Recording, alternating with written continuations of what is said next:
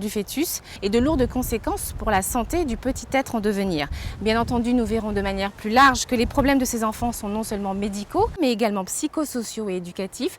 Nous parlerons donc de la prévention et de la mise en place par le département d'une prise en charge spécifique en direction de ces mamans dépendantes et de leurs bébés. Pour entrer dans le vif du sujet, je serai en compagnie du docteur Lambourdière, médecin en protection maternelle infantile du Conseil général. Elle nous dira comment ce centre de PMI de Pointe-à-Pitre permet à ces femmes enceintes, consommatrices de substances additives, de mener à bien leur grossesse et parfois même d'arrêter leur consommation. Mais pour l'heure, je vous invite à retrouver Lise Salin dans le mot du psy. Elle nous parle cette semaine de la psychopathologie des addictions.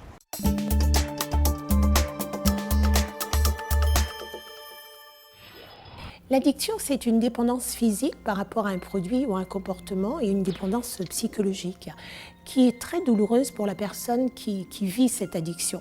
Alors, on connaît l'addiction à l'alcool, au tabac, aux drogues, mais aujourd'hui, il y a vraiment de nouvelles addictions, telles que l'addiction au travail, l'addiction au sexe, l'addiction également alimentaire. Chez les jeunes, c'est l'addiction au risque. Et puis, on trouve aussi des addictions compulsives, c'est-à-dire acheter beaucoup de choses alors qu'on n'a pas les moyens. Donc, tous ces comportements addictifs vont avoir des conséquences. Donc, c'est vraiment un problème de santé publique majeur, puisque ça va avoir des conséquences dans des dommages sanitaires importants, des conséquences de décompensation sur le plan psychique, sur le plan psychologique, de la souffrance au niveau familial, de la désinsertion. Les jeunes, ils vont se désinsérer ou alors ils vont prendre des risques, l'addiction au risque, au point d'avoir des morts prématurées. Et donc, il y a vraiment un dispositif de soins qui a été mis en place, c'est ce qu'on appelle les unités d'addictologie, pour accompagner les personnes à se déconditionner par rapport à ce problème, puisqu'ils n'arrivent pas à maîtriser au niveau des consommations, au niveau du comportement. Donc si autour de vous, vous avez quelqu'un qui souffre d'une addiction quelconque, les modernes comme les anciennes, n'hésitez pas. Faites appel vraiment aux soins au niveau de l'addictologie. Et bien sûr, prenez soin de vous.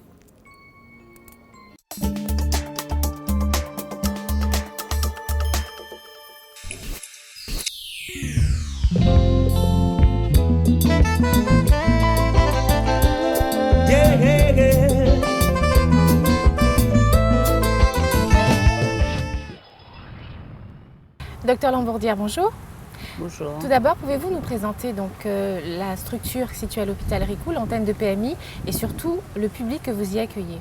Alors, cette structure a été créée il y a un peu plus d'une vingtaine d'années par le Conseil général, parce qu'on s'était aperçu que les femmes en grande précarité avaient du mal à se faire suivre en général dans les autres filières et qu'il fallait quelque chose de plus spécifique pour ces femmes-là et qui leur donne une alternative par rapport à ce qui se faisait dans les dispensaires et à l'hôpital, une sorte de structure intermédiaire.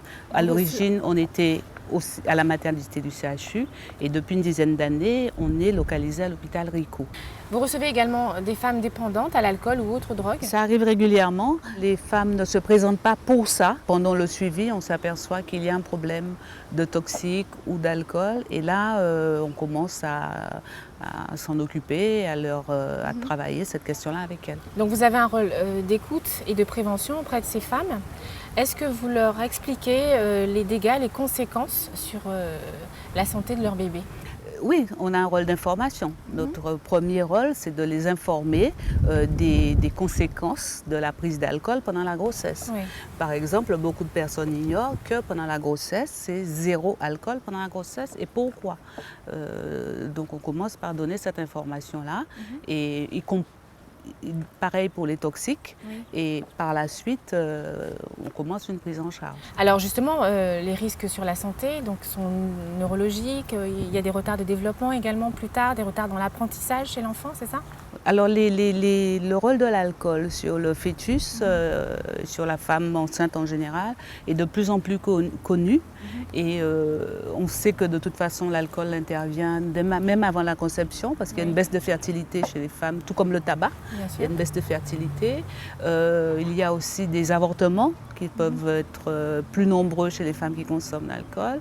Il y a les malformations très graves qui arrivent en tout début de grossesse, c'est la tératogénicité compliqué pour les gens qui vont aller chercher sur Internet.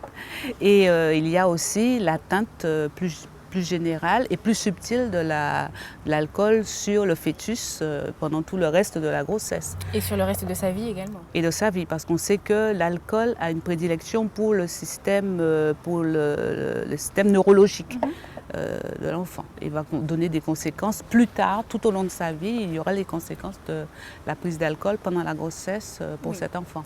Est-ce que vous dirigez ces femmes dépendantes vers le service, le centre d'alcoolologie par exemple, afin de suivre un traitement de sevrage? Ce qui est très important, c'est déjà d'aider ces femmes à prendre conscience de leurs problèmes d'alcool, les informer des conséquences que cela peut avoir.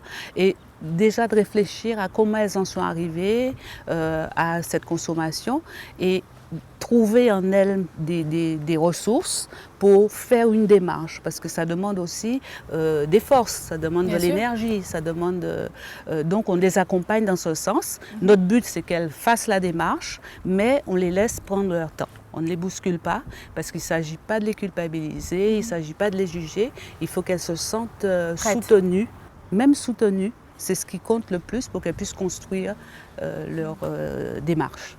Alors je vous invite maintenant à suivre le témoignage de cette jeune femme.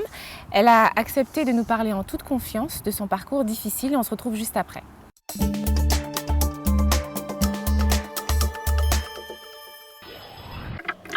J'ai 24 ans et je suis enceinte de 7 mois et je consomme de la cannabis.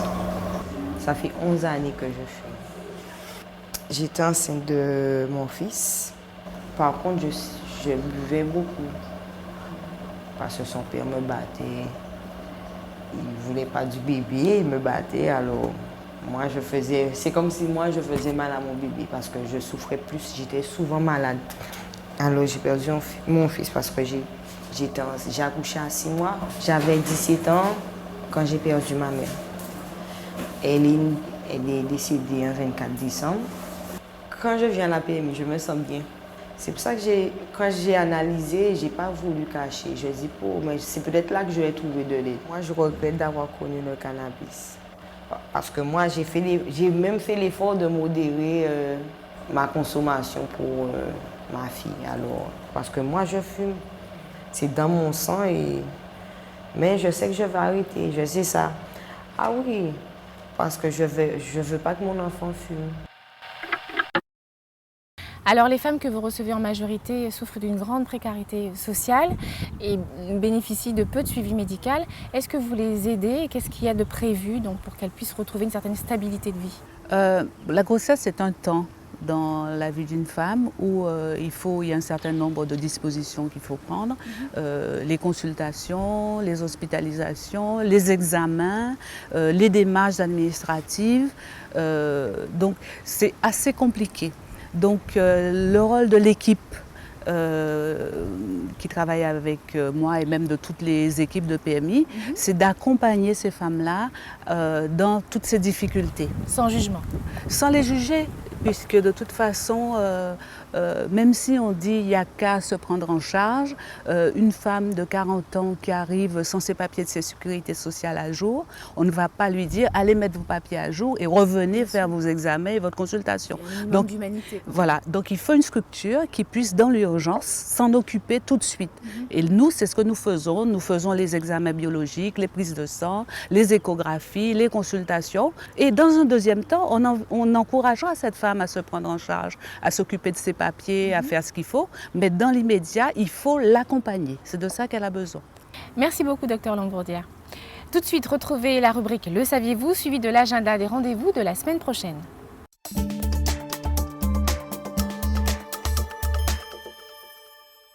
Le saviez-vous? La première consultation est déterminante pour le bon suivi de votre grossesse. Il est recommandé de commencer à suivre votre grossesse avant la fin du 2e mois. Quelle que soit votre situation administrative et financière, cela ne sert à rien de repousser votre première consultation prénatale. N'attendez pas d'avoir les moyens de consulter, car le Conseil général, par le biais de son service PMI, peut vous aider à prendre en charge vos consultations, vos échographies et vos analyses de laboratoire. Le bilan prénatal comporte des examens obligatoires. Le retarder, c'est prendre un risque pour vous et pour votre enfant à naître. N'hésitez pas à franchir les portes des centres de PMI. Vous y rencontrerez des professionnels qui sauront vous écouter et prendre en compte vos difficultés.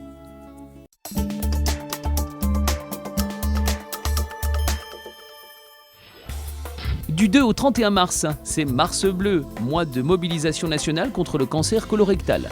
Ce cancer, dans sa fréquence, sa gravité, ses possibilités de dépistage et ses avancées thérapeutiques, est le plus souvent méconnu de la population.